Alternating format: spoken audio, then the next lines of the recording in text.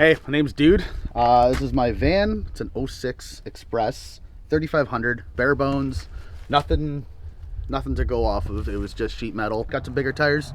Got the high top, which is wicked. It's 24-inch high top. I have an inch of XPS rigid foam in the floor, and then in the walls, it's an inch of the XPS foam as well.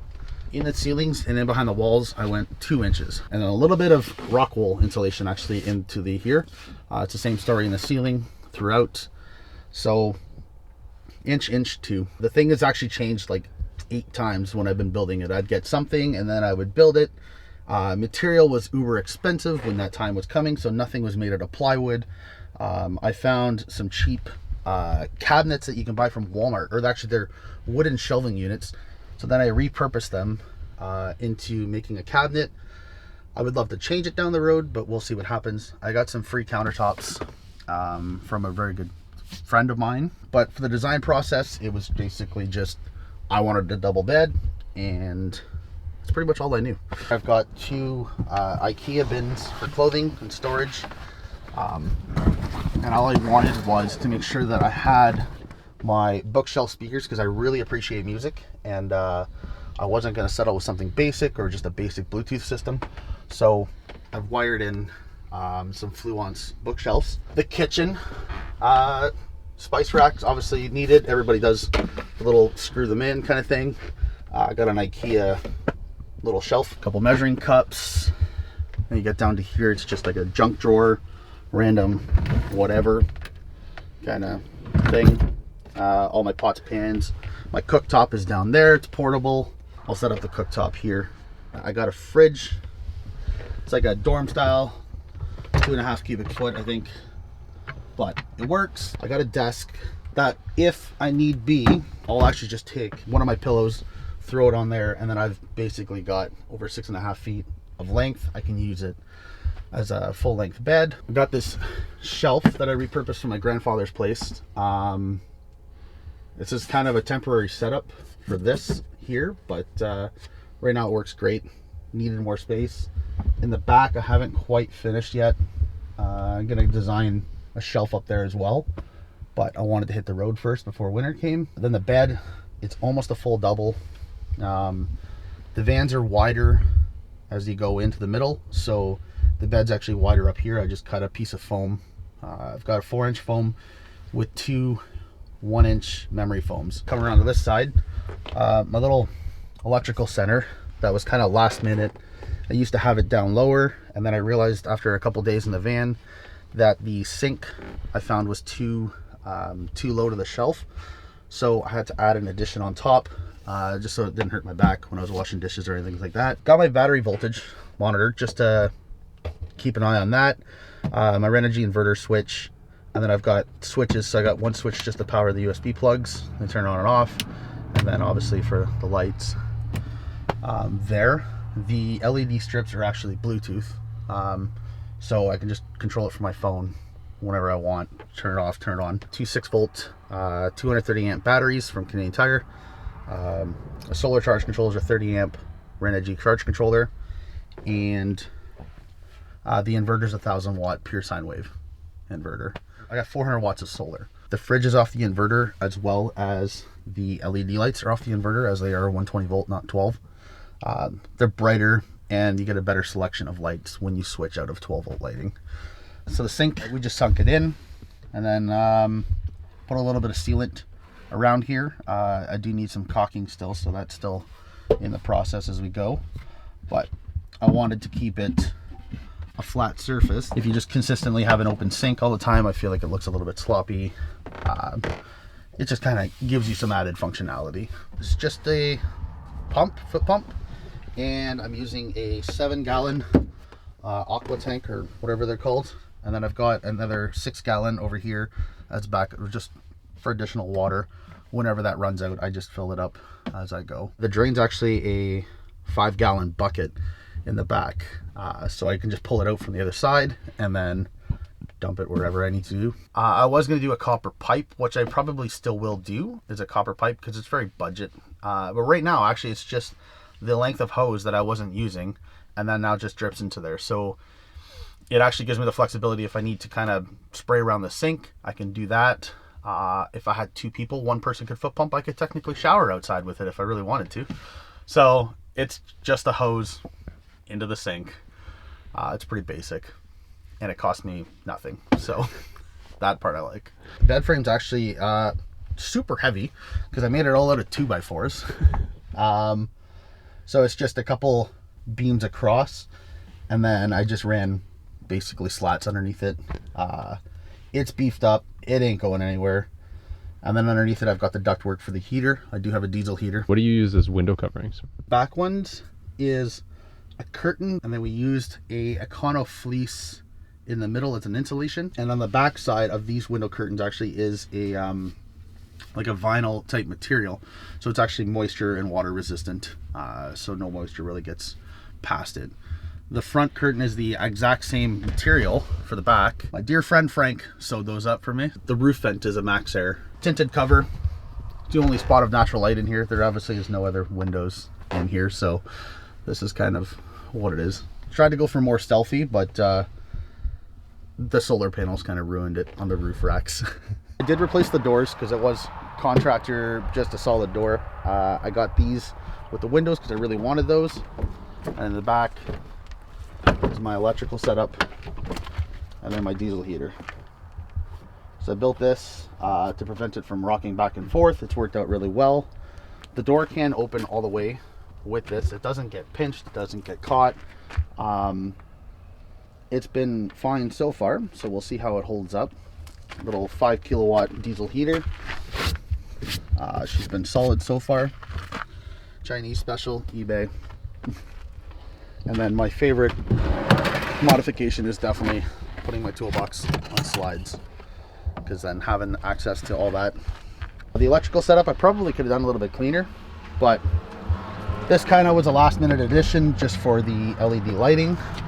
And then I had purchased like a Bluetooth module, so I just kind of want to stick that in there for the Renogy solar charge controller. And as for that, it's pretty basic. Got a bus bar, 150 amp fuse, goes to a 30 amp fuse, or 40 amp, sorry, for the charge controller. I do have a circuit breaker, which I will be installing on there at some point. Just allows me, if I'm doing anything with the battery, I can just cut off the power from the charge controller. That way you're not messing with power going in. I've always wanted to be a nomad, and I have really enjoyed being on the road. A lot of my life, I grew up traveling with my mom. She would just kind of move to a town and then a year later bugger off. So my entire life has always been on the road. And I've taken many cross-Canada, cross-country tours in my own vehicles, and I'd sleep in my cars. From a car to a van gave me a lot more space, a lot more flexibility, obviously. And I could take it off-road places, which is going to be amazing to explore. I've always wanted to build a school bus for as long as I can remember. It's been about 10 years. I don't think the school bus is as efficient to just be bouncing around the country consistently. I find that if you have such a large vehicle, it's probably better to have a place that you would rather stay at for a few months, pack up, maybe move on. Whereas the van gives you the flexibility to just kind of bounce around and be in different places and not worry too much. So a school bus will be down the road for sure, but I can see this being a sustainable life choice for sure, 100%. But the biggest challenge I faced was building it while having ADHD, in the sense that I can control it extremely well and I manage perfectly fine in daily lives. But when it comes to building things or accomplishing tasks, that I struggle with. So I was consistently remodeling and remodeling and remodeling. I wouldn't like the way something looked, so I would change it. I wanted this instead of that. And then, so I found myself constantly tearing things out. My control center I've replaced 3 or 4 times now. So I've had to redo all that electrical and the expenses that cost in wasted wire. So that's been the biggest challenge, is building out so far. And then making sure that the van is mechanically fine, because I did get it for a good price. I did have to put quite a hefty penny into it. And now the biggest challenge is making sure that it gets across the country just fine. I would probably have had 3 or 4 different configurations before moving in. Trial run your van before you try to full-time live in it. You definitely have a better example of things that you may or may not need. What do you think are some of the benefits to this type of lifestyle? Flexibility, freedom. Being able to give it all away and just kind of take off and go on a whim's notice wherever you feel like going. The fact that, like, say if you build out your own van, you can make it the way you want. It's not the way that a designer had went and built it. Not paying rent, but then your rent turns into gas. And with gas being extremely expensive the way it is now, that'll definitely equal out to be about the same if you're doing some crazy cross-country treks. Now, I feel like if you're living in and about a city, if you can explore the wilderness a bit more, you can obviously freely camp on crown land.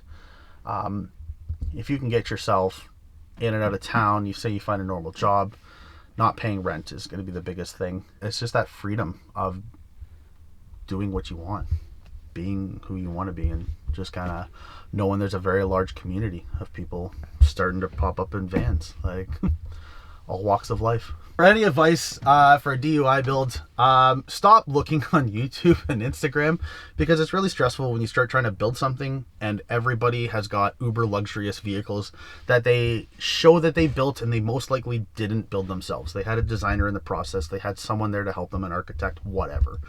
Because I mean, I have electrical experience. I don't have a lot of building experience, and it's a freaking struggle. Like, all you ever see is fancy dancy rigs, 150 grand, 200 grand. Like, that's just unrealistic. Maybe for someone living in California, fine. But for the most part, my best advice would be just send it. Just like buy the vehicle that you can afford,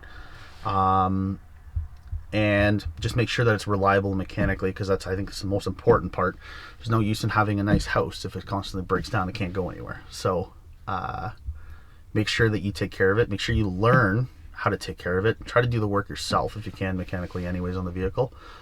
That way, if you ever end up in a bad situation, you can do it on the side of the road, kind of thing. Always bring a basic set of tools with you. It's absolutely recommended. Try not to aim for the stars if your budget can't support it, because really it all boils down to budget. Like, so this is what you get for what you pay for. The best person to suit the van life lifestyle, I think, is just someone who cherishes their freedoms and flexibility, and lack of following the Joneses would be my thinking.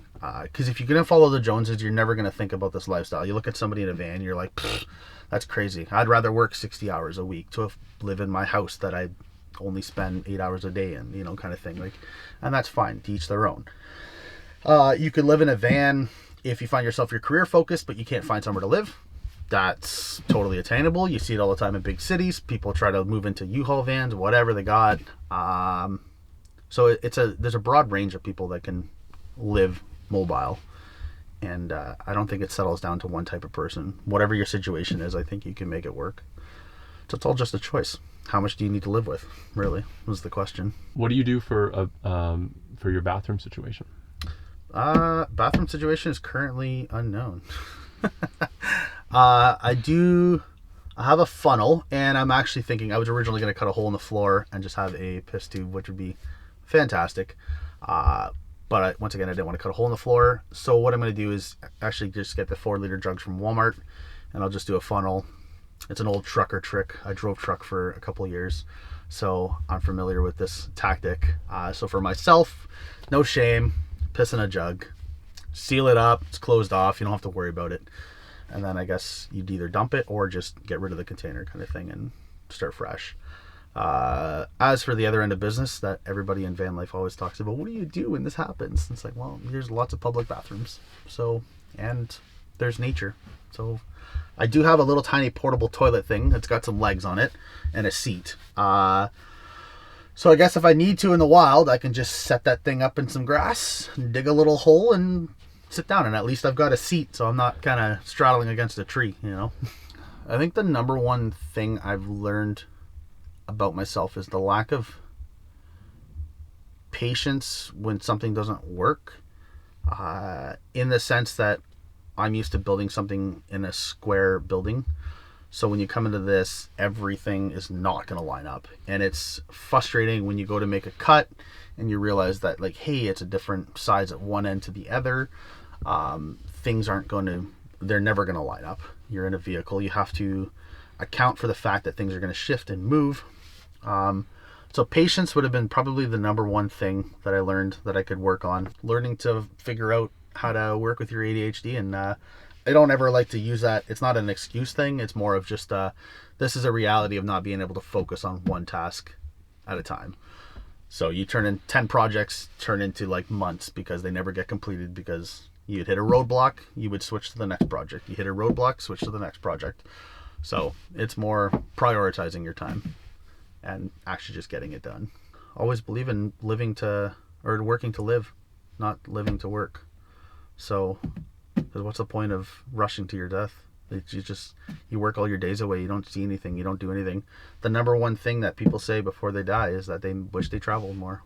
That's always been the way I look at it, is I'd rather travel than acquire materialistic possessions. So I'm not keen on having a ton of nice things. I'd rather just have a few nice things and then just work as I need to. But for me, it's just I'm heading out west, and then we'll see where it ends up from there. Down to California, who knows? One day it would be nice to go to travel from Alaska to Argentina. So it's the dream. I got Instagram. It's dude_where's my van, but it's just 2 E's at the end of dude because someone's already taken the first one. So I have to settle with the second E. Hey everybody, I'm Forrest the filmmaker, the person behind the video that you just watched. If you enjoyed that and want to check out more alternative dwellings, we have a playlist popping up that is all the episodes that we've ever done. There's van tours, tiny home tours, sailboats, off-grid, garden tours, all sorts of cool stuff. So check that out. Thanks for watching, hit subscribe. We'll see you on the next episode.